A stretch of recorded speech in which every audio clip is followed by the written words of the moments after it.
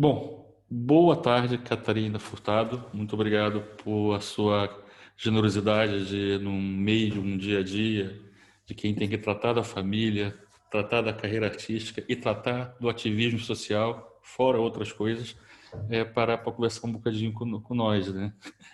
E a conversa de hoje, como nós combinamos, vai ser muito sobre essa área relacionada ao ativismo social, né? Mas Uhum. faz parte aqui do modelo da academia, a gente falou um bocadinho no início sobre a pessoa convidada, né? E, então, eu só queria... Mas tudo isso vai fazer sentido no final, que a gente vai, com essa conversa, entrar aqui no tema do ativismo. A começar que eu reparei, na hora da pesquisa, né, que você tem tanto tempo de carreira oficial artística como eu tenho de país. Nós começamos mais ou menos ao mesmo tempo. Acho que você estava começando na sua vida profissional, oficial, né, e eu estava chegando aqui em Portugal. Ou seja, nessa brincadeira já passaram Foi 30 por anos. essa razão que eu comecei a minha carreira profissional. Mas já passaram 30 anos e acho que ninguém reparou nisso. Você reparou nisso, que passaram 30 anos? Uma belíssima pergunta. Não, não. Os jornalistas, quando fazem as entrevistas, é que têm sempre essa preocupação do tempo. Sabes Uhum. que eu não tenho nada à preocupação do tempo. Deve ser uma ferramenta de defesa. Eu só tenho a preocupação daquilo que ainda não fiz e que quero fazer, das coisas que quero implementar, dos projetos. E, na verdade, como tenho tido o privilégio de fazer coisas que gosto muito, com pessoas certas ao meu lado, não dou pelo tempo. Sei que ele está cá, é visível no corpo, é visível na capacidade que tenho hoje de ser menos, talvez menos ingênua em relação às questões do ativismo, lá está, que comecei por achar que era possível mudar o mundo, agora acho que é possível mudar o mundo com outros modelos, mas não dei pelo tempo, não dei pelo tempo. Quis sempre ser eu a tomar conta dele, no Uhum. sentido em que sabia sempre que se não me mexesse, não é? As coisas não iriam acontecer. Nomeadamente as rotundas que fui fazendo na minha carreira, as viragens à esquerda, à direita, o ter ido para Londres estudar, enfim, as coisas que eu fui fazendo. Mas não dei nada, 30 anos é uma coisa absurda. Parece mais do que realmente é, na verdade, É né? incrível, não é? Não acho. Fiz muita coisa e ainda bem, mas ainda bem que não dou pelo tempo, senão era muito saudosista. Eu não sou muito saudosista. E tem a ver com o tempo, mas no sentido mais lato, né? Porque há 20 anos atrás, né? Então vamos já pular 10 aí, nos primeiros 10 anos, né? Sim. Você já era uma das pessoas mais conhecidas do país, né? Já era uma das pessoas mais, não só famosas, que o famoso é uma palavra que é um adjetivo que tem a ver com algo, né? Mas Sim. conhecido, no sentido que as pessoas têm essa intenção de que lhe conhecem. Essa falsa, talvez, impressão que lhe conhecem, né? Você estava na casa já de todos os portugueses já Uhum. há 20 anos atrás, que foi mais ou menos quando você começou também oficialmente a coisa do ativismo, né? Isso foi muito antes do Instagram, dos influencers, muito antes das pessoas acharem que influenciar os outros era uma profissão. Lá Sim. atrás, há 20 anos, quando você começou, o que passou por sua cabeça quando lhe convidaram para Isso vir para tão, fazer isso? sim, Hã? isso é tudo tão estranho, porque eu quero só fazer aqui uma premissa que para mim é importante, porque acho que quando tento encontrar respostas para aquilo que tem sido a minha carreira, ela foi sempre muito intuitiva e é mesmo importante que eu diga isto, porque não tenho estratégia, tudo aquilo que fiz foi muito com base na intuição, nas convicções que eu tinha, naquilo que ia lendo, naquilo que ia bebendo da minha família sobretudo a carreira foi feita com base mais nos nãos do que nos sims. Eu sabia o que é que não queria, tinha alguma dificuldade em perceber o que é que eu queria. Pronto, esta premissa é importante porque eu também nunca quis ser comunicadora, ou seja, nunca passou pela minha cabeça eu ser conhecida, não tinha nada essa vontade que as pessoas me conhecessem ou reconhecessem de todo. Eu, no início de tudo, o que eu queria era ser a bailarina e coreógrafa. Portanto, eu tirei o curso de dança no conservatório e tinha muita vontade de falar através do corpo. Quando eu visualizava o meu futuro, era sempre no palco, através da coreografia, através de outros corpos, onde eu pudesse começar a dizer algumas mensagens. Isso sim foi muito cedo, ou seja, aquilo que hoje em dia se chama ativismo, na minha altura, quer dizer, eu comecei a fazer voluntariado com 9 anos, eram só mensagens que eu queria passar, à medida das minhas possibilidades, da minha faixa etária, não é? Porque a minha mãe foi durante muitos anos professora do ensino especial, e marcou-me para todo o sempre a ideia da diferença ser a igualdade. E pedi-lhe a ela para começar a fazer voluntariado aos 9 anos, e isso foi mudando a minha, nem é mudando, foi moldando a minha forma de estar. E portanto sempre achei que era coreografia que ia seguir. Depois tive uma lesão e achei que durante esse tempo em que estava a recuperar no médico, que não poderia ficar parado do ponto de vista intelectual, e fui tirar jornalismo para o Senjor, e portanto o jornalismo começou-me a abrir outras áreas e outros sonhos na minha cabeça, e foi aí que fui colocada em rádio e para fazer jornalismo. Era evidente que eu não poderia ser uma jornalista só, porque tenho outras vontades e outros sonhos, e nessa altura isso é que é muito importante quando tu chegaste a Portugal. E isso eu sofri muito, digo-vos com toda a sinceridade, porque eram outros tempos. Sofri muito porque toda a gente no dia a dia me estava a querer pressionar a decidir o que é que eu era. Mas és jornalista, mas és apresentadora, mas ainda vais fazer dança, mas tens que definir. E eu, para mim, isso não fazia sentido nenhum. Aos 20 anos, 22 anos, eu ter que me definir, né? E acho que isso Nessa foi época aquilo a que me sociedade era muito em caixinhas ainda em em Portugal. caixinhas, e isso fez com que eu me revoltasse de tal forma dentro de mim que eu disse, não, eu quero é aprender, eu não quero é ser uma papagaia de programas de televisão onde dizem para eu dizer aquilo e eu digo aquilo e mais nada, eu não me ponho em causa, não reflito.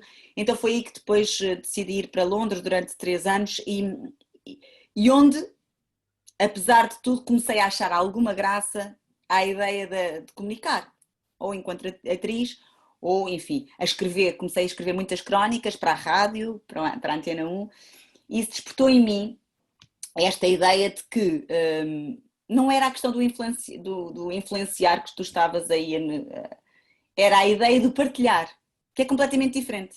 Uhum. Eu acho uma diferença enorme. Aquilo que eu tenho sempre muita vontade e muita urgência, e é mesmo urgente em mim, é partilhar. Partilhar o que vejo, partilhar o que sinto, partilhar as experiências que tenho tido, que são obviamente privilegiadas, porque tenho contactado com pessoas desde o Sudão do Sul ao Haiti, à Índia, aos campos de refugiados na Grécia. Portanto, são experiências extremamente violentas e fortes, mas que tiram lições, e portanto é partilhar. Nunca foi o influenciar. A certa altura comecei a achar então piada à minha condição de apresentadora e comecei a tentar gerir e conciliar tudo. E depois foi tudo muito natural, ou seja, as minhas preocupações são mesmo as minhas preocupações e acabam por ser depois aquilo que eu levo para qualquer que seja o formato. Até no The Voice eu falo sobre as questões que me preocupam da xenofobia em Portugal e do racismo. Eu consigo, através das equipas que me entendem, passar as mensagens que são aquelas que, enquanto cidadã, enquanto mulher, as questões da discriminação com base no género, e portanto eu vou conseguindo fazer isso. E agora percebo que a certa altura fui eu que decidi, bora lá, fazer, não foi cá a estratégia mais uma vez das pessoas que trabalham connosco. Não, eu achei que era bom ter o Instagram e o Facebook exatamente para isso, para poder partilhar algumas coisas, ainda que muito superficiais, mas que possam Só ajudar. agora que você começou, não sabia que... Não foi agora, foi para aí há 5 anos. Agora, para mim, em 30 anos é muito recente, não é? Ok. Mas comecei, tive imensas dúvidas, porque depois é essa questão do que é que como é que se pode gerir isto, não é? O que é Porque público, o que eu é privado, o que é É eu, porque eu me devo ter sido funciona, a né? única pessoa assim bastante conhecida no meio que nunca mostrou os filhos. Nas minhas redes sociais, ou mesmo nas revistas, ainda antes das redes sociais, eu nunca mostrei os meus filhos, eu nunca fiz uma viagem paga com. É evidente que apareço com o meu marido, mas ele também é ator e, portanto, aqui acaba por ser. Depois há uma espécie de coisa bonita que acontece, que é porque as pessoas me conhecem desde os 19 anos, pelo menos uma faixa, e acompanharam essa parte mais privada do casamento. Partilhamos aqui com uma muito clara, e acho eu, modéstia à parte, coerente, balança esta gestão. Mas a parte privada e íntima eu nunca partilho. Mas percebo que é uma ferramenta quando eu tenho algum compromisso ou relações com marcas, e mesmo o que está a acontecer agora é muito surpreendente, porque as parcerias que eu tenho com marcas, como a ABP, por exemplo, que estamos agora a fazer um trabalho muito interessante sobre a pegada ecológica, ou como outras marcas com quem eu tenho relações, acabam por vir ter comigo, exatamente por existir esta verdadeira preocupação em relação aos direitos humanos, em primeiro lugar, depois, não sei se isto se põe assim por etapas, e em relação ao meio e ao mundo que nós partilhamos. Certo. Vamos lá atrás, lá no começo, você publicou um livro em 2015, se não me engano, chamado Que Eu Vejo e Não Esqueço, né? Eu tive a ver o livro, né? E você começa logo ali, logo na introdução, aliás, começa, a primeira linha é ótima, né? Que fala já de uma cuspidela, a primeira linha, Sim. e que você conta uma história, você é muito pequena e com o Thor. Você poderia resumir um bocadinho para as pessoas? Resumo, porque isso eu acho que é importante, porque foi exatamente aí aos 9 anos, como eu te estava a dizer, que eu tive uma consciência muito grande de que afinal o mundo não era a minha casa. Na minha casa, o meu pai é jornalista, trazia-me as reportagens do mundo em desenvolvimento, muito, não é? Lembro-me de eu ser muito pequenina e ele alertar-me para o facto de existir, e ainda como é que é possível. Os números eu tenho-os e não diminuíram, drasticamente diminuíram um bocadinho o trabalho infantil, por exemplo. E lembro-me dele falar disso, lembro dele me falar da forma como de facto as mulheres são muito pior tratadas e são sujeitas a muito mais agressão dos seus direitos humanos, ou até mesmo a verem os seus direitos humanos negados, e tinha isso como uma realidade do meu dia-a-dia. Depois tinha a minha mãe como professora do ensino especial e, portanto, para mim, só aí é que eu percebi nessa história. Eu tomava conta dos jovens da Crenabel, do ensino, da Crenabel, e aquela que era a minha função era pôr o creme protetor, descascar a maçã, dar a maçã, levar a criança ou o jovem, neste caso era o Tó, que era mais velho do que eu, até ao mar e voltar. E quando estávamos a ir até ao mar de mão dada, o Tó encontrou duas senhoras deitadas na areia e disse-me: eu quero ir cumprimentar aquelas pessoas. E eu achei fantástico, porque uma das coisas que me acontece no dia a dia, esqueço-me que sou eu e estou no carro e digo bom dia às pessoas, porque eu acho que nós ajudaria muito mais se nós fôssemos realmente, e isto não é conversa da treta, se fôssemos mais sorridentes uns para os outros, eu acho que ajudaria. E eu achei ótima, tinha 9 anos, lá fui. O Tó estendeu o braço e uma das senhoras disse imediatamente: tire-me isto daqui. E eu na altura lembro-me de ter ficado super, super triste, porque para já o isto era uma coisa, e depois o afastar, essa agressão que o meu amigo Tó, que tinha trissomia 21, estava a sofrer, foi uma coisa que eu dificilmente consigo até hoje esquecer, porque eu não tinha argumentos, essa é que é a grande questão. Eu não sabia o que é que dizia, iria dizer a uma senhora adulta, iria baralhar-me ali, não iria ser eficaz, e portanto na minha cabeça houve uma série de fantasmas que começaram a ocorrer, a dizer, afinal há pessoas que acham o Tó diferente, então aquilo começou ali, enquanto as ideias estavam aos trambolhões da minha cabeça, eu basicamente aquilo que fiz foi, pimba, cuspi-lhe na cara. Cuspi-lhe na cara com tal força que logo a seguir tive consciência de que a coisa não era assim. E lá ao fundo estava a minha mãe e as outras professoras que viram isto tudo. Eu pego no Tó, dou-lhe a mão, corremos pela praia e ele a rir às gargalhadas porque eu tinha cuspido na senhora. E pronto, e depois cheguei a casa e tivemos uma conversa que foi giro, porque no fundo suscitou uma coisa que para mim era completamente normal e que eu fui convocada a ter de trabalhar com argumentos, com dados, com estatísticas ao longo da vida. Foi isso que acabou por fazer. Eu depois percebi que esta área era absolutamente vital para mim e é muito curioso porque não sou nada espiritual ou assim, mas é engraçado, eu acredito muito nas energias positivas e fico por aqui, não há muito mais do que isto. Na forma como nós nos inclinamos para o mundo, sabes, Edson? Na forma como nós queremos que as coisas aconteçam e fazemos para que elas aconteçam. Eu gosto de gostar e só depois é que posso desiludir-me com as pessoas. Eu vou para gostar, sabes? E vou para, embora lá dá a mão, esta coisa de que as mulheres são todas péssimas umas para as outras, é uma tanga, é uma mentira enorme. Pode haver, claro, há Os sempre homens casos. inventaram, né? É uma Mas eu acho que isso é narrativa uma coisa muito comum. inventada, que dá imenso jeito a muita gente e, portanto, acho.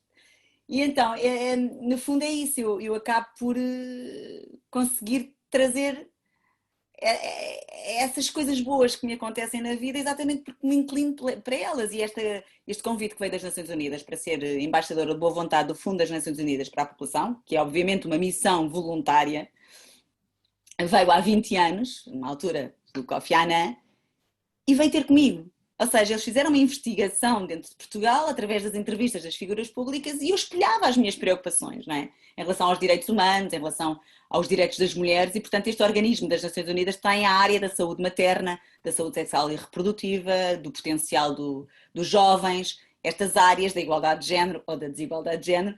Portanto, acabou por vir ter comigo. Depois eu abraço as coisas com toda a força porque acredito nelas. E nesse caso, esse embaixador da boa vontade, né, para a população, né, você especificamente se dedica-se às causas femininas, ou seja, não está Não, limitada. sim, tem mais a ver com a questão da igualdade de género, mas muito focado na saúde materna, na saúde sexual e reprodutiva, planeamento familiar e potencial dos jovens. Estas são as matérias. E, portanto, aquilo que nós temos que fazer como missão é trabalhar junto da imprensa, não é? Trabalhar junto do público que nos ouve, portanto, passar muitas mensagens. Mas às vezes eu sou convidada para moderar debates e conferências a nível internacional, com políticos, enfim, mas o trabalho é feito por mim, ninguém me paga para ir fazer o que quer que seja ou fazer visitas no terreno, daria muito jeito porque teria mais material, mas não, aquilo que eu faço e consigo eu inventar ou implementar os projetos para que depois possa acompanhar também no terreno algum dos projetos do Fundo das Nações Unidas para a População e faço esse reporte e é isso que partilho. Quantos países você acha que já visitou nessa função? Diria que uns. Porque eu acumulo, Edson, exatamente porque, como não há orçamento para eu ir, eu nos Príncipes do Nada, que é um projeto da minha autoria do Ricardo Freitas, que é realizador e que foi feito, começou há 14 anos, estava eu grávida da minha filha, e aquilo que nós fazemos nesses documentários é exatamente ter sempre alguma reportagem sobre o Fundo das Nações Unidas para a População, que é uma forma de eu também partilhar o trabalho que eles fazem, que é essencial. Mas eu diria que para aí 20 países. E essa é a forma que eu reporto, até porque é muito importante dizer-se que este organismo das Nações Unidas é daqueles que é menos amado. Uhum. Apesar de ser a saúde sexual e reprodutiva, é provavelmente o menos sexy de todos.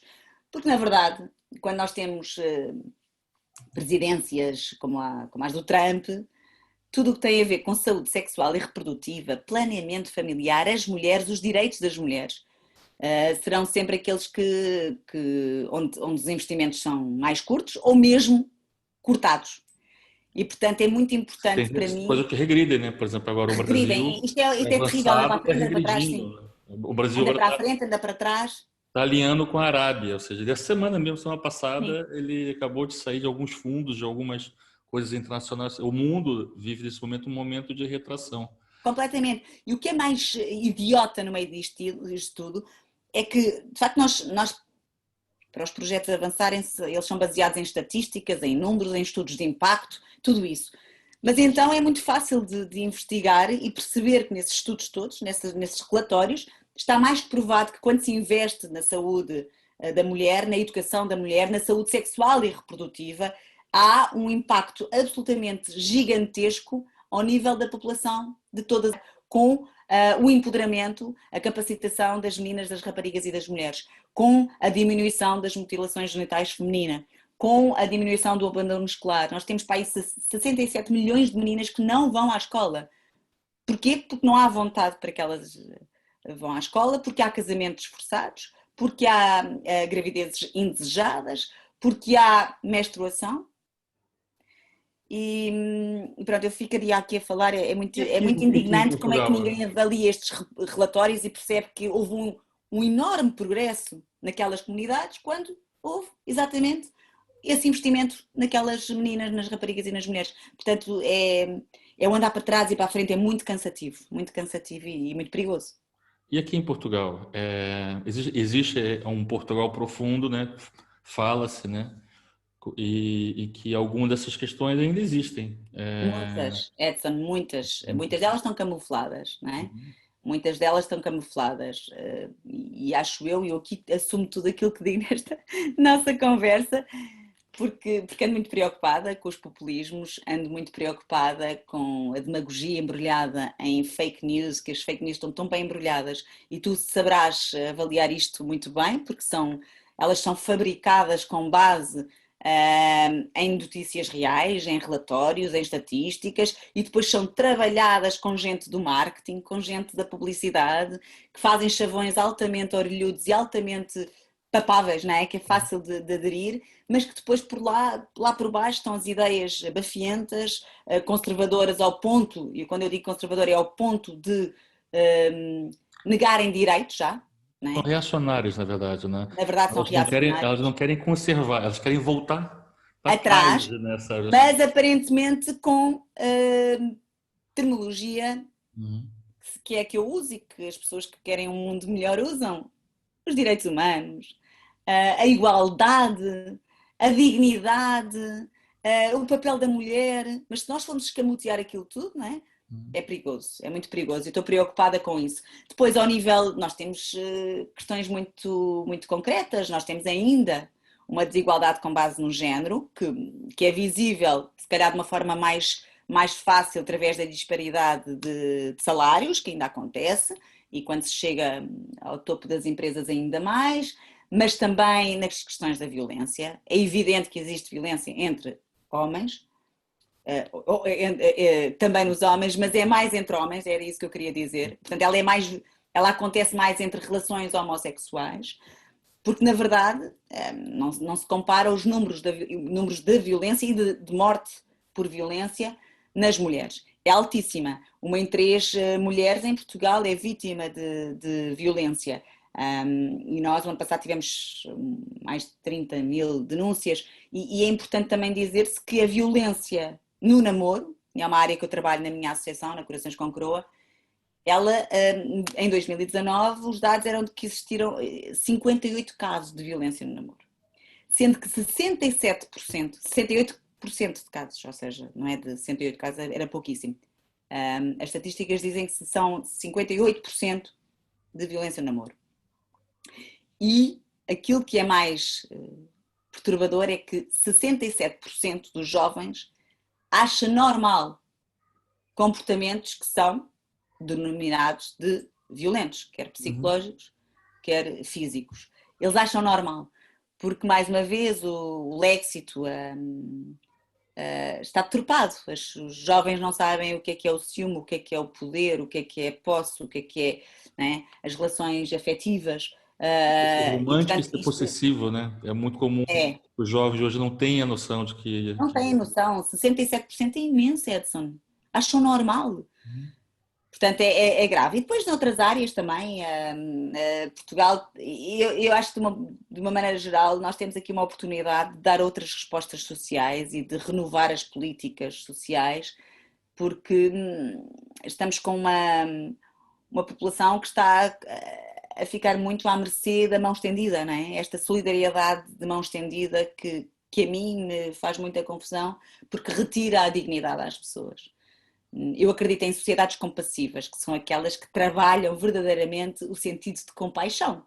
E o sentido de compaixão não é o sentido de pena, não é esta relação vertical em que tu estás em cima e dás a moeda abaixo, não é? Não, é o sentido de que nós somos melhores uns com os outros e que crescemos mais uns com os outros. Acredito nisso, mas acho que também em Portugal a Golândia está a ter muita adesão. Então vamos aproveitar esse momento, né? Que você Tu tens que me citou aí. calar, porque isto é. Não, não, não. Que você citou aí Corações com Coroa. Eu queria que você explicasse, até porque esse vídeo depois vai chegar nas mãos de diretores de marketing e gestores de várias empresas, que contasse um bocadinho da história da Corações, como é que ela começou e o que ela faz hoje. Pronto, a Corações com Coroa é uma ONGD, ou seja, a Organização Não Governamental para o Desenvolvimento, é uma associação sem fins lucrativos.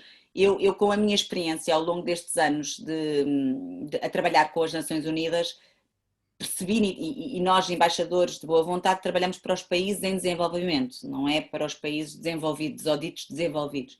E na altura eu percebi que muitas destas temáticas, ainda com diferenças abismais, eram temáticas que eu gostava de trabalhar também aqui em Portugal, nomeadamente as questões da desigualdade de género. E, portanto, há 8 anos decidi tentar conciliar e trazer essas temáticas para Portugal. E criei a Corações com Croa, com 2 amigas, a Ana Magalhães e a Ana Torres, e agora a Cláudia Cerveira, exatamente para por um lado, atuar num degrau acima do apoio existencialista, não é? Portanto, fazer o tal empurrão. Nomeadamente atribuindo bolsas de estudo, nós damos já, em 8 anos já demos 28 bolsas de estudo, 3 anos com apoio biopsicossocial. É importante dizer que nós não damos apenas o dinheiro, nós fazemos um acompanhamento prolongado durante cerca de 3 anos com a jovem, e aqui fazemos um enquadramento social da jovem, apoiamos naquilo que poderemos apoiar, tem o apoio psicológico também, porque são sempre jovens que não podem continuar os estudos porque não têm capacidade financeira para o fazer e são sempre de enquadramentos muito, muito precários. Para além disso, queremos muito passar mensagens, não é? Esta coisa do advocacy, da sensibilização, damos prémios ao jornalismo e à publicidade que tenham estas temáticas, que é uma forma de incentivar também, por um lado, incentivar o meio, quer o meio publicitário, quer o meio jornalístico, a falar mais sobre as questões dos direitos humanos, porque eu sou uma vítima, entre aspas, neste meio, cada vez que me proponho a fazer qualquer coisa de direitos humanos, eu tenho esta velha frase que ouço muitas vezes, isso não vende muito. Isso não vende muito. Porquê? Porque eu não abordo de uma forma voeirista, não é? Não ando ali a escarafunchar as pessoas, tento o mais possível, e nos documentários dos Príncipes do Nada, tento o mais possível balançar entre aquilo que é importantíssimo e urgente mostrar, mas também deixar ali uma margem para que as pessoas não fiquem totalmente expostas à mercê do coitadinho, não é? E portanto fazemos isso e ao mesmo tempo isso promove mais matérias que tenham saído na imprensa e faz com que as pessoas revejam essas matérias, que eu acho importante, porque quem está informado fica empoderado. Há muita gente que diz que não quer ver porque lhe custa ver, mas a verdade é que depois, se não sabe, não tem poder para atuar. Portanto, a informação é um poder. E para além disso temos atendimento gratuito todos os dias na nossa sede, na Rua da Junqueira, Biblioteca de Belém, com apoio psicológico, apoio jurídico, apoio assistente social, E quem que gratuito. banca tudo isso? Quem banca? Quem que banca? Quem que banca isso? Olha, é muito curioso porque é quando eu viro, sabes, eu tenho 2 filhos da barriga e 2 do coração e não há nada que seja mais importante que eles os 4. Eu viro Lioa como a grande parte das mulheres no mundo. Eu não digo, e os homens também, pronto, mas eles não podem virar leoas, viram leões, mas as mulheres viram muito. E eu quando estou a precisar de financiamento para alguma coisa, na Corações com Coroa, viro leoa, porque eu não estou a pedir para mim. Eu não estou a pedir para mim. As nossas contas são transparentes, a nossa equipa é muito pequenina, mas dá o litro, está tudo mais que claro e evidente. Se alguém quiser saber sobre os nossos projetos, o impacto deles, enfim. Portanto, eu bato à porta das empresas, bato à porta de pessoas que eu sei que às vezes, e nós estamos a falar para muitos diretores de empresas, de marketing, a verdade é que às vezes muitas das empresas não sabem como gerir a sua parte da responsabilidade social, não é? Às vezes não sabem onde aplicar. E eu acho que cada vez mais a solução para o mundo parte por os Estados, as empresas e a sociedade civil num todo, sem que tenhamos que estar à espera uns pelos outros. Acho que temos que encontrar aqui uma forma de trabalhar todos em conjunto. E, portanto, eu apelo muitas vezes às áreas da responsabilidade social, também ao do patrocínio, ou não é, do mecenas, também temos muitos, e apelo para isso porque acho que aí reside parte da grande solução para que os projetos continuem. Você acha que nesses 8 anos que a associação está a funcionar, essa relação com as empresas, ela tem evoluído no sentido de ter mais bem aceito esse investimento nessa área, ou na mesma, ou piorado?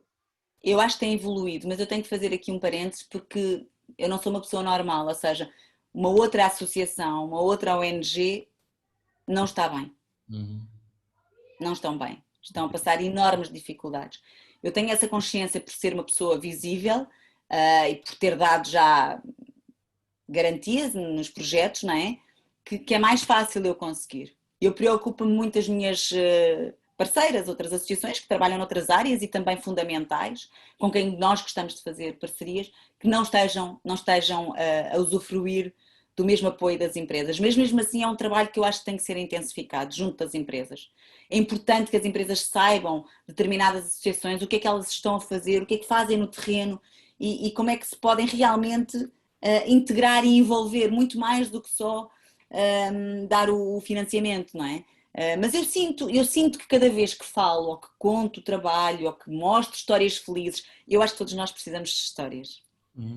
A publicidade é feita disso, o jornalismo é feito disso e o trabalho social tem de ser feito disso, é a minha convicção. Portanto, as histórias de felizes que podem demorar, uma pessoa para se reerguer depois de uma violenta situação de violência doméstica.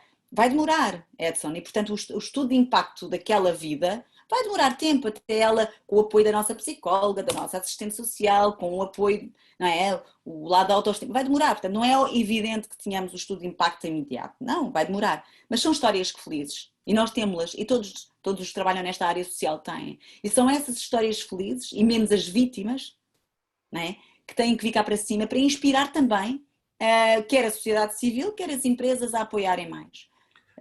Porque depois dá um prazer brutal sentir que se contribuiu para a vida ou a mudança de vida de alguém. Eu dou-te um exemplo, a Jéssica Silva, é jogadora de futebol, ganhou o prémio da melhor jogadora de futebol. Ela foi nossa primeira bolseira. Há 8 anos, chegou sem ter capacidade nenhuma para continuar o seu sonho. Hoje joga num dos grandes clubes europeus, é uma vencedora. E você, numa entrevista há algum tempo, falou que ela disse que um dia ela ainda ia bancar a bolsa de alguém quando Mas faz. exatamente, sabes que é muito engraçado, nós temos 28, mas algumas continuam, portanto, das ex-bolseiras, as que terminaram e que já estão a trabalhar, todas elas me dizem isso, Edson. Todas elas me dizem que quando estiverem estabilizadas do ponto de vista financeiro, são elas que vão contribuir, através da Corações com Coroa, para outras meninas. Que bonito. Olha, É. vou mostrar aqui uma coisa, vamos fazer isso rapidamente. Eu juntei aqui algumas fotografias das suas viagens pelo mundo, como embaixadora da boa vontade. Ver se você reconhece esses lugares aqui e lembra que países eram esses. Claro que sim. Aqui estamos em São Tomé. São também. E essa senhora é uma freira, né? Provavelmente, É né? uma irmã, sabes que uma coisa muito gira também que acontece nestes países em desenvolvimento, a Igreja Católica neste caso, não é? Quer os padres, quer as irmãs, têm uns discursos tão diferentes dos padres e das irmãs dos países desenvolvidos e onde têm os direitos garantidos. E o que é Elas que eu quero vivem, dizer com isto? né? Estas pessoas são verdadeiras heroínas e heróis porque de facto fazem milagres, contornando muitos dos obstáculos que a própria Igreja Católica impõe, não é? Nós estamos a falar de países onde a taxa de natalidade é gigantesca. E, obviamente, a Igreja Católica, falar de preservativo, contracepção, não faz parte. E estas mulheres, estes homens, têm que contornar situações com uma forma tão inteligente e incansável. Eu um dia tive em Timor-Leste um padre português a quem eu perguntei, Sr. Padre, tu vês centenas de crianças à nossa frente, que a única refeição que vão ter é esta, dada pela Igreja. O Sr. Padre, o que é que pensa sobre isto? O que é que se pensa sobre os contraceptivos, sobre a questão do planeamento familiar, não é? Para que estas crianças tenham melhores condições, as mães destas crianças tenham melhores condições. E ele fez um grande silêncio e depois disse-me, olha, Catarina, como padre, eu acho que não. Como homem, eu acho que sim. Isto diz muito. É vida. Aqui, estamos aonde? Oh meu Deus, agora não, quer dizer, isto pode ser em Moçambique, pode ser em São Tomé, também não tenho aqui um, mas Estou sim, muito será feliz. Moçambique. Estou muito feliz, é isso que importa. Aqui nem tanto, né? Isso. Olha, sabes que há uma coisa, Edson, agora porque estás a dizer felizes, há uma coisa que a mim também aprendi isso com estes 20 anos enquanto embaixadora, que as pessoas quando dizem que vão de férias a um país, por exemplo, aqui estamos em Portugal, que vão de férias a um país, imagina, Cabo Verde, E as pessoas depois dizem, ai Catarina, de facto aquelas crianças são tão felizes e não têm nada. Eu não aguento esta frase, Edson. Porque para já é preciso termos em conta que aquelas crianças têm uma média de vida muito mais curta do que os nossos filhos, ok? Aquelas crianças que vemos a sorrir têm a probabilidade de morrer até aos 5 anos muito mais elevada do que os nossos filhos. E o sorrir não quer dizer que elas estejam felizes, porque ninguém pode saber o que é a felicidade se não tiver acesso a cuidados de saúde, que é um direito, se não tiver acesso a uma casa digna, que é um direito, se não tiver acesso a cuidados de educação ou ir à escola, que muitas dessas raparigas têm que abandonar. Portanto, essa frase... Felicidade é uma outra coisa, né? É outra coisa. Não é bem isso. É outra coisa, não tem a ver com isso. Já cruzou com o Gero Guterres agora, enquanto secretário-geral das Nações Unidas, só em eventos internacionais ou nacionais, por acaso, aqui em Portugal, mas não no terreno, que era uma coisa que eu gostava. Nomeadamente, eu gostava muito de fazer algo na área, que era a área do secretário-geral, não era? Que eram os refugiados, que estavam no Acnur antes, que é neste momento a minha grande missão é alertar para as condições miseráveis em que estão os refugiados e sobretudo pós-pandemia, que ainda estão piores, ou seja, quando tu pensas que não há pior, quando eu estive lá, que foi 2 meses antes da pandemia, eu fiquei altamente chocada, e sobretudo com a Grécia, porque faz parte da Europa, da qual nós também fazemos parte, é uma vergonha absoluta. E depois, agora tenho o relatório, porque falo com imensas pessoas de lá, da ONGs e também refugiados, e as condições estão abaixo de qualificação. Portanto, gostava muito de fazer um trabalho e perceber, porque a verdade é que é possível ser diferente. Falta vontade política e falta vontade financeira. É possível ser diferente. É possível se a Europa conseguir falar e não fala. A Europa não fala uns com os outros, a Europa empurra com a barriga e estas pessoas, que não são criminosas, estão de facto numa prisão. Ter relatos de meninos que com os lenços dos pais tentam se suicidar com 5, 6 anos, porque não aguentam ver os pais a sofrer e porque não aguentam estar naquelas condições, não é? Uma casa de banho ou uma fonte de água dá para 1500 pessoas. E são pessoas que muitas delas contaram histórias de vida como as nossas, não é? Eu encontrei arquitetos, eu encontrei professores, eu encontrei...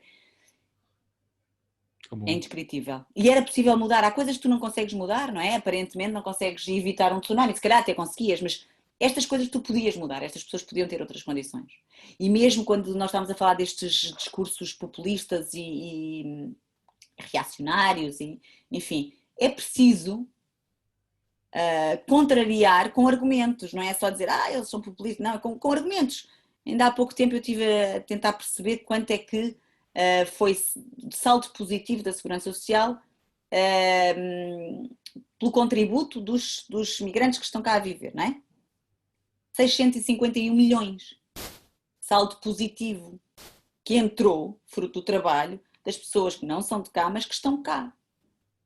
Portanto, são estas respostas que nós temos que cuspir na cara para contrariar os falsos moralistas, não é? Então depois, se calhar, vamos procurar a Catarina, que a gente está fazendo um trabalho agora justamente com o Comitê para os Refugiados e que se calhar em algum momento do projeto você pode dar o seu contributo, tá bom?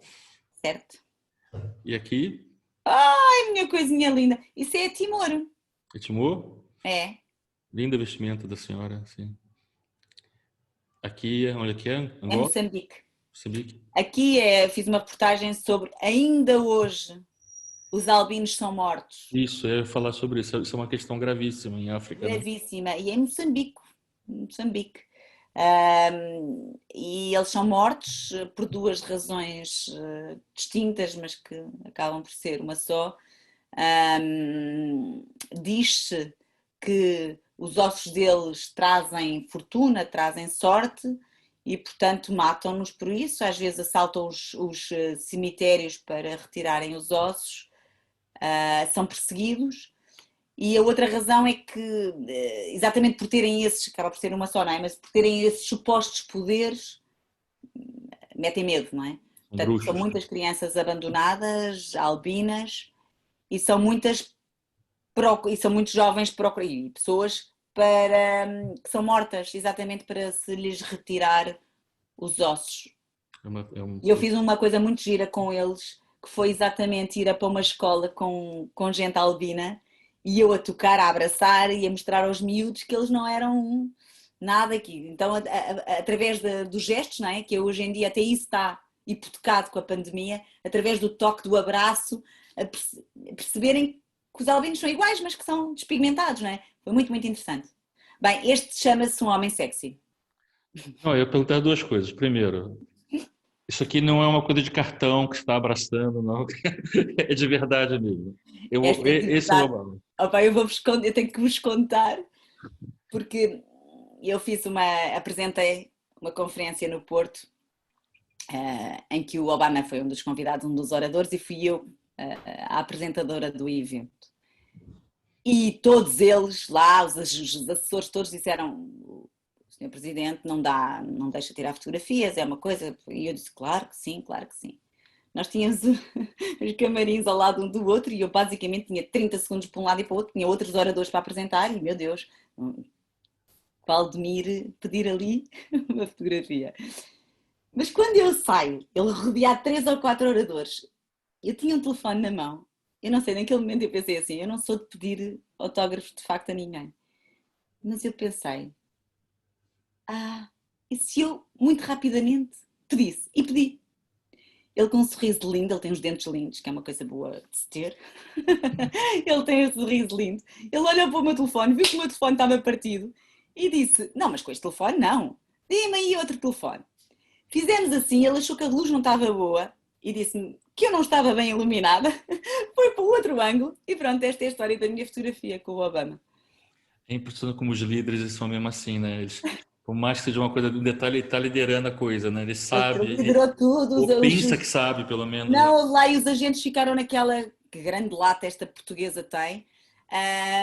Mas eu já tinha percebido que ele era acessível e que, quer dizer, também não aparecia assim no palco, não é? Estava dentro do evento e, portanto, ele foi bastante simpático. Mas na altura, uma das coisas que eu achei mais extraordinárias foi a vontade que ele quis passar na conferência dele para os jovens e para os alertar que, de facto, eles têm que ter muito mais voz audível do que têm e que muito passa pela capacidade deles se darem aos outros, às diferenças, à tolerância e à questão da empatia. E eu, como acredito piamente nisso, foi uma mensagem que eu achei que foi muito importante. Que bom. Olha, a gente está chegando aqui na fase final, já ultrapassou o tempo Ah, que nós é? combinamos, inclusive. Já falaram 30, 40 minutos, já vamos em 45.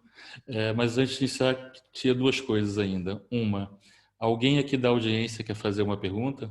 Uma Eu única? gostava. Aí quem quiser tem que ligar o seu Uh, áudio. Não tem ninguém aí. O pessoal sempre Tímido. muito tímido. Vamos lá, quando é que vocês vão Temos muita encontrar com gente ou a... não? Hã? Temos muita gente ou não? Temos bastante, a sala bem cheinha, bem cheinha. E teve que entrou e passou. Tem um Miguel Furtado, é seu parente? Não. Não, que ele entrou e saiu mais 3 vezes. Eu pensei que fosse algum primo seu, algo assim. Não trabalha Não. conosco. O... Ninguém tem nada a perguntar? Não? Então tá bom. Então eu só queria contar uma historinha, que eu não sei se a Catarina lembra. Diz. A última vez que nós tivemos a conversar mesmo com o tempo, foi há mais de 20 anos. Foi num jantar no Bairro Alto, com o nosso amigo Diamantino Ferreira, onde eu lhe apresentei um pitch, né, na verdade, de... Só um minutinho, peraí. Alguém que está dizendo alguma coisa aqui? Peraí. Peraí, mas quem quer perguntar? Alguém quer perguntar? Quem quer perguntar, eu autorizo o som. Alguém quer perguntar? Não, né? Então pronto. Assim, que tava falando, mas enfim. Você quer perguntar, Carlos? É isso? É que você pode sempre dizer pelo chat, né? Então tem que autorizar o teu som. Depois eu acabo de contar a minha história, então. Carlos, já tá. Olá, boa tarde. Boa tarde, Carlos. Foi um prazer ouvi-la. Obrigada. num outro contexto completamente diferente daquele a que estamos habituados e bastante mais interessante. Eu tenho só uma pergunta. No início disse que não dava para o tempo passar e a única preocupação é o que há a fazer. O que é que falta fazer? Falta tentar salvar mais vidas. E o tempo passa. E o tempo que nós tivemos aqui, que foram 45 minutos ou 50 minutos, eu tenho uma noção muito clara de que muitas mulheres morreram ao dar à luz nestes 45 minutos por causas evitáveis.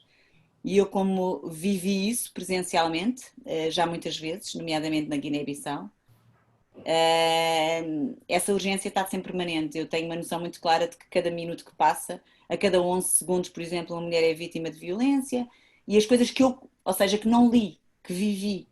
Portanto, esse tempo passa a ser mais urgente. Eu quero fazer mais projetos, eu quero tentar salvar mais pessoas, eu quero tentar contar mais histórias, fazer mais documentários, tentar, dentro da minha maneira de agir, de atuar, fazer mais nesse sentido. Mas gostava depois, do ponto de vista artístico, gostava de fazer mais teatro. Ok, espero que consiga tudo isso e muito mais. Obrigada, Carlos. Muito obrigada mesmo. Tá bom. Então, o Carlos fez a pergunta. Eu estava contando a minha história, né? Rápida também, né? Era um pitch para uma série de TV, uma sitcom, uma comédia romântica que eu tinha escrito num curso que eu fiz nos Estados Unidos de séries, né? E cujo título era Adorável Catarina, era o nome da série. E que a Catarina era uma publicitária que morava, filha de uma dona de agência, que era uma mulher de armas e devoradora de homens, a mãe da Catarina, no caso, na série. E que a Catarina vinha de Londres depois de